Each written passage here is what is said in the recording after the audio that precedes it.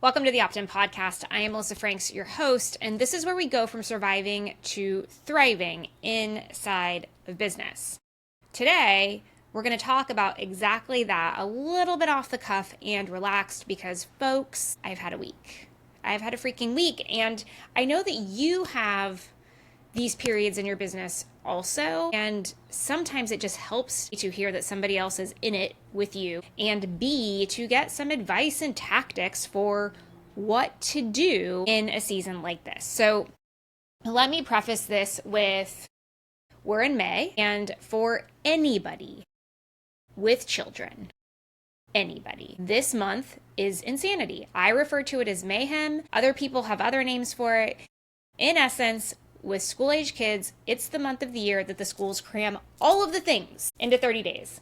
For the life of me, I don't know why we can't spread it out over the year, but it seems to be that the trend is we just do everything. I now have children at the high school level and the middle school level and the elementary level, and the pattern persists. So it is just so. And I already knew leading up that this month was going to be really busy. In addition, I had some public relations commitments. I have some business commitments. I knew we were going to be busy. What I may not have talked about, because I'm not sure exactly how I have kept all of you up to date and who's following me on social and whatever, is that the good news about On Call COO is it's growing. And what that means is that I was able to invite 2 new people into the business and literally grow my team from 1 to 3. In the month of April, we invited 2 new clients into the business. And next month, we already have a new team member that is going to join us as well. It's incredibly exciting. The help is bountiful, and I am so grateful for growth. As those of you that are also in a growth period know, that comes with growing pains. So I was adjusting to the new normal of having other people I needed to interact with. I was spinning a lot of plates in the month of April, a lot of plates. And that's okay because that's business ownership. I was ensuring that I stayed clear with my boundaries about what my sleep schedule looked like and when I needed to be present for my children and how all of that looked. And things were okay-ish for most of April. And then, and this is where y'all are going to start to understand, things slowly began to unravel. And I'm going to talk to you a little bit about what that has looked like and what I did this week specifically to stay on track, to stay regulated, and what I would recommend to all of you to do when you're in this season, as well as what I plan to do in the next few weeks to keep the commitments to myself. So are you ready to go?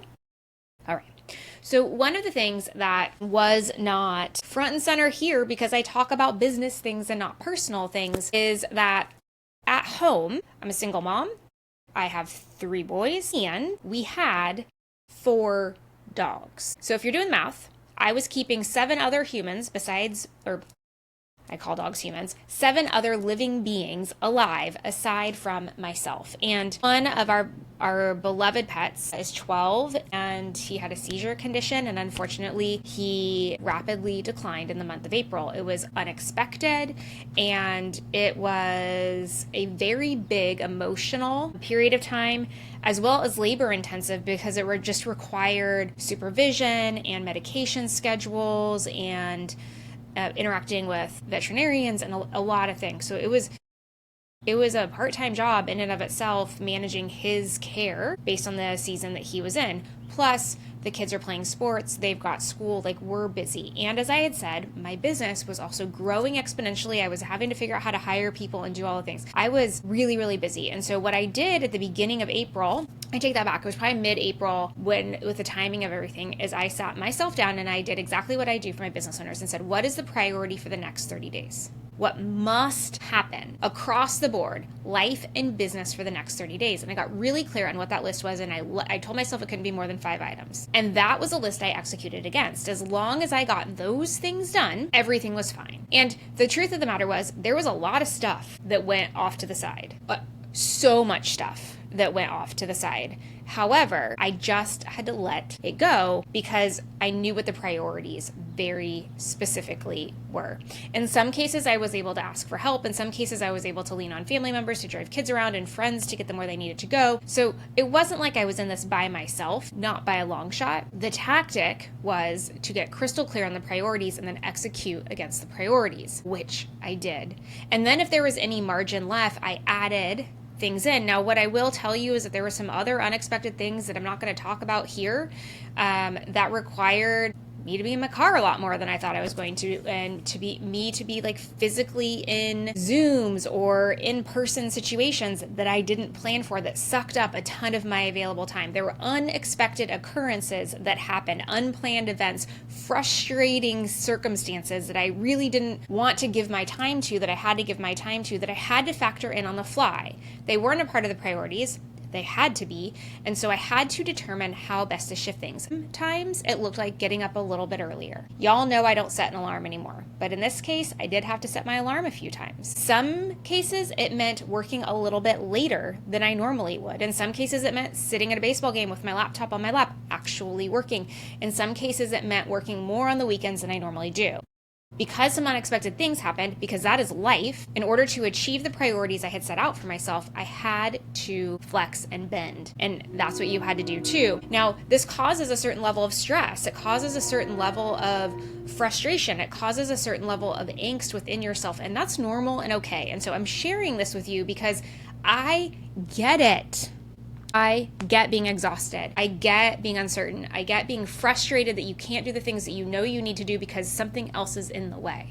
That was my reality in the month of April. And then I was looking forward to this week that we are in, which was the last week of April, first week of May. Why was I looking forward to it? For a whole bunch of reasons. The first reason was that my youngest, we're about to graduate from elementary school, and he got to do that rite of passage that they get to do, and they go to outdoor education where they stay overnight and they hang out with new friends and they have the experience of their lifetime. It also meant I was down a kid for a week, which if you have more than one child, you know what a gift that is. So I was kind of looking forward to it as if it would be a vacation. And so as the week started, it wasn't even the week. As the weekend began to be and he left and we were navigating all the waters and things got quiet and I had all of this space to do things and etc. Our oldest dog, unfortunately, took a turn for the worse, and we made the very difficult decision to say goodbye to him this past Monday. And that I didn't plan for. I didn't see coming. That was unexpected and heartbreaking and impossibly difficult and something that I'm not going to spend a lot of time here talking about because then I will get upset and this is not what this podcast is for. So that was how the week started. And if you can imagine, because you've all been there, you can all come back to a place where you begin the week with your tank completely empty. All I wanted to do was lay in my bed and hide. If given the choice, that's exactly what would have happened. I would have literally phoned it in for as long as I needed to and ignored everything so that I didn't have to pay attention to the reality that was in front of me. Unfortunately, I couldn't do that. I couldn't do that because I have a whole bunch of things going on. I couldn't do that because I have children that need to see me not throw in the towel and give up. I had children that I couldn't let throw in the towel and give up either. And so I had to dig very, very deep. The other reality was that this exact same week that I had been so excited about, that I will now remember forever because of this tragedy, I had the biggest opportunity of my professional career in front of me. The biggest. And so in the exact same week that I had my lowest of my low, I was potentially going to have the highest of my high. And I can remember on Monday thinking, how do I go from where I am right now to where I need to be to show up for that on Thursday? And I really thought it was impossible.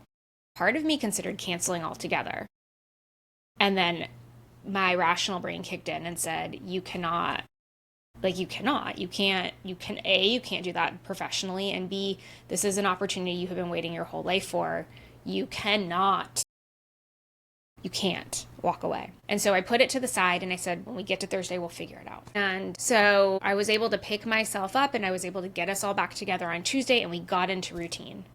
It was incredibly busy. There were unplanned things happening with clients. I was juggling 1,000 things. I was stressed up to my eyeballs and not regulating well. And why was I not regulating well? Because I had just absolutely had this horrific couple of days and then had to swing back in to turn it on, do the thing. I also want to say that I didn't get to phone it in on Monday.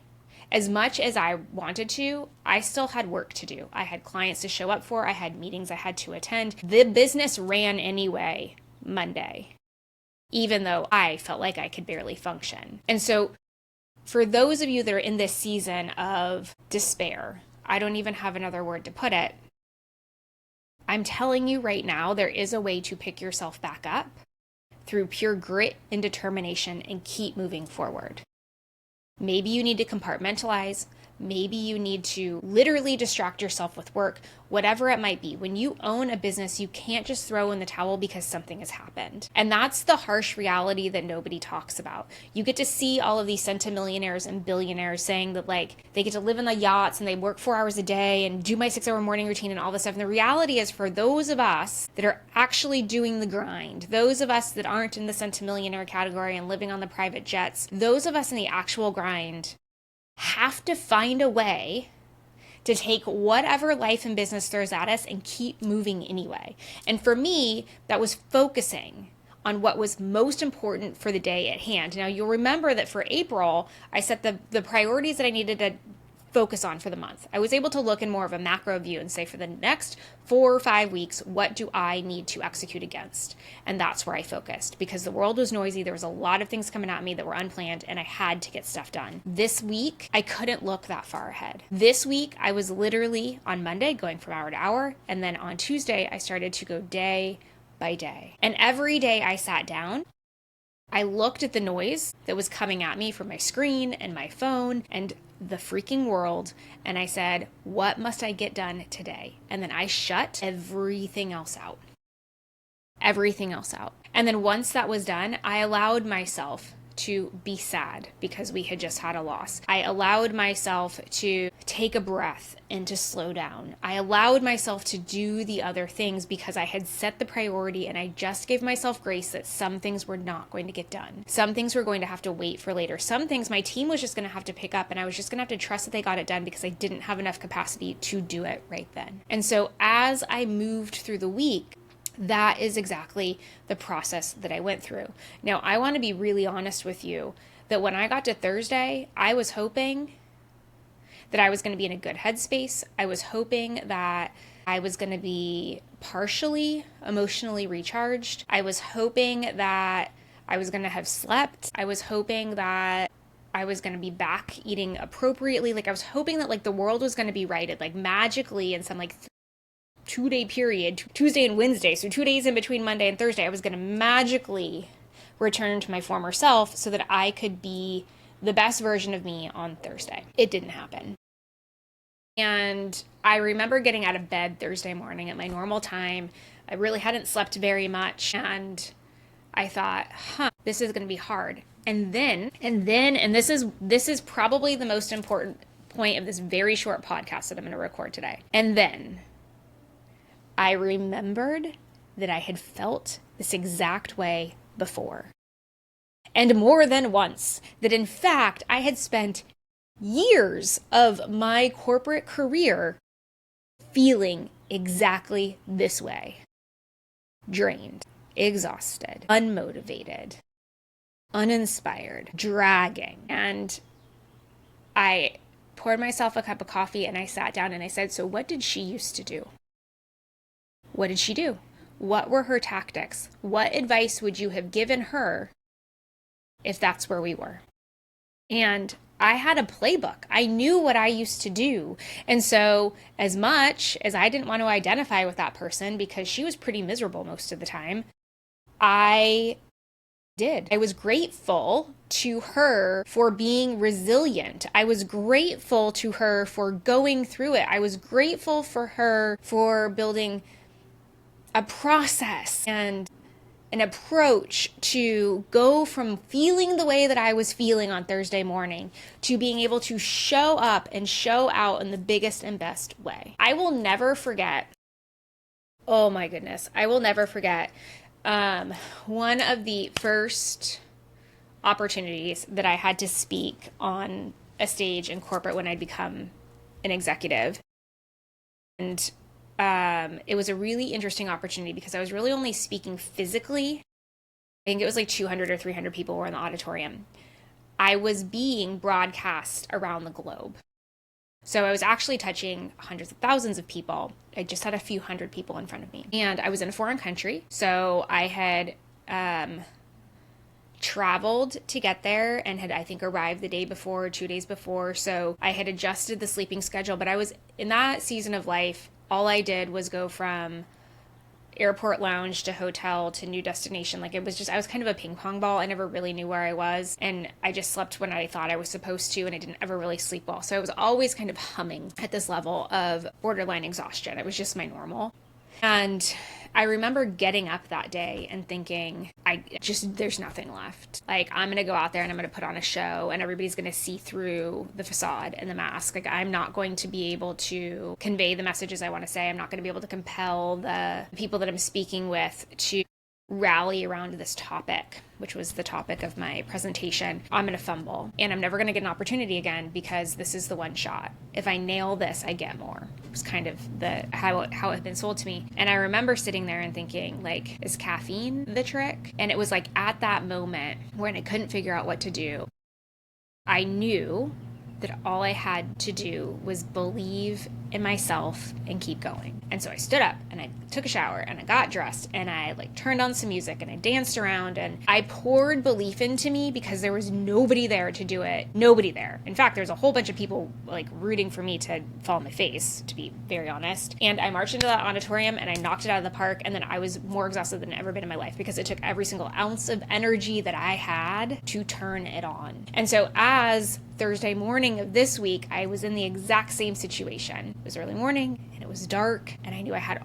all of these things in front of me. I had a VIP day for a friend who I admire and respect so much and was so grateful that I was going to get to spend 4 hours working inside of her business with her. And then I had this amazing opportunity in the afternoon and I had to be on all day. And so I sat there and I said, we're going to do it again. We're going to get up and we're going to shower and we're going to look fabulous and we are going to do it freaking again. And I followed the exact script and playbook that I followed the time before because I knew I had demonstrated to myself in the past that I could be resilient.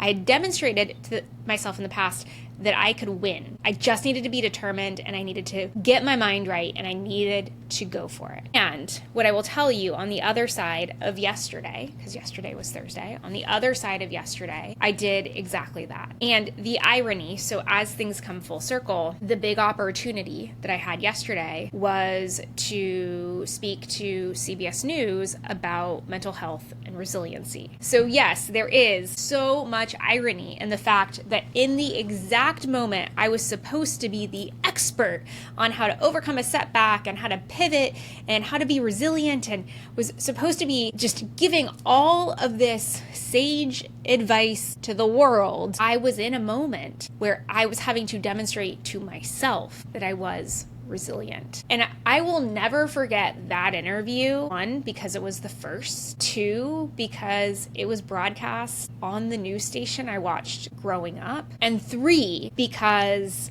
and nobody knows, I was demonstrating the things I was teaching at exactly the same time.